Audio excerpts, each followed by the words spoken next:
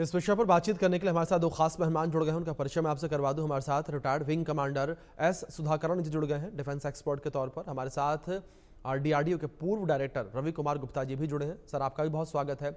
और इस चर्चा की शुरुआत रवि कुमार जी, सबसे पहले मैं आपसे ही करना चाहूंगा, अगर भारत के इस ब्रह्मास्त्र को समझा जाए तो किस तरीके से आसान भाषा में जो हमारे दर्शक हैं वो इसे समझें कि कितना खतरनाक ये हथियार होने वाला है।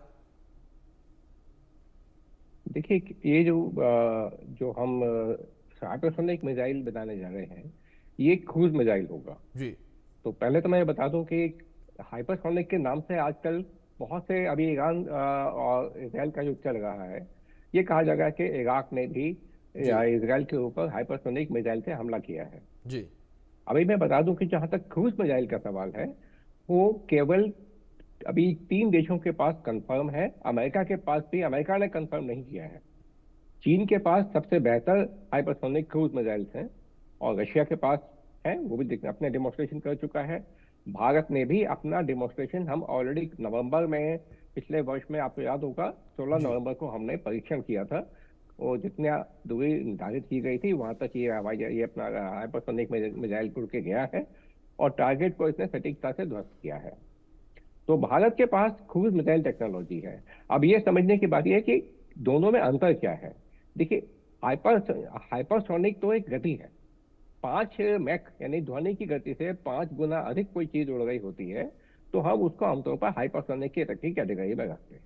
और ध्वनि से केवल ज्यादा है तो हम सुपरसोनिक बोलते हैं। जैसे ब्रह्मोस हमारा सुपरसोनिक क्रूज मिसाइल है, जी जो हमारे देश में विकसित किया है रशिया के साथ मिलकर, और वो ध्वनि से 3 गुना अधिक चलता है, यानी 3 मैक। अगर 5 मैक से ऊपर है तो फिर हाइपरसोनिक के जोन में आ जाता है।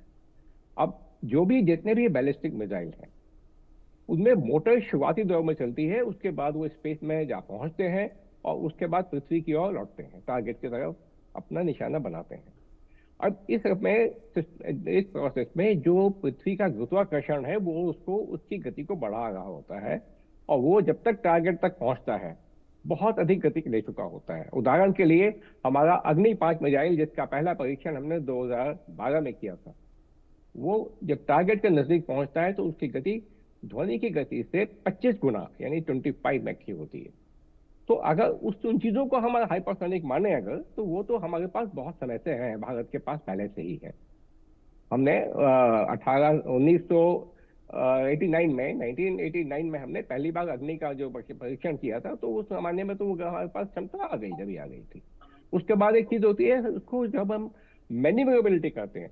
मैन्यूवरेबिलिटी का मतलब यह है कि हाइपरसोनिक जो आपका बैलिस्टिक मिसाइल जब टारगेट की तरफ आ रहा होता है, वो एक बैलिस्टिक ट्रेजेक्टरी ना फॉलो करके अपने जो टर्मिनल, जो जी अंतिम 1/3 हिस्सा है, उसमें अपनी दिशा को बदल लेता है। वो एक तरह कैसे करता है, वो एक, उसमें अगर हम छोटे छोटे पंख लगाते हैं और उनको कंट्रोल करना हम सीख लेते हैं तो हम उसकी दिशा को बदल सकते हैं। होता क्या है कि हमने किसी ने टारगेट, हमने कौन सा है, वो दुश्मन को लगता है कि वो कहीं किसी शहर पे आ रहा है, वो हमला कहीं और जाके हो जाता है, इसलिए जी वो उसको मार पाना, उसको रोक पाना बड़ा मुश्किल होता है।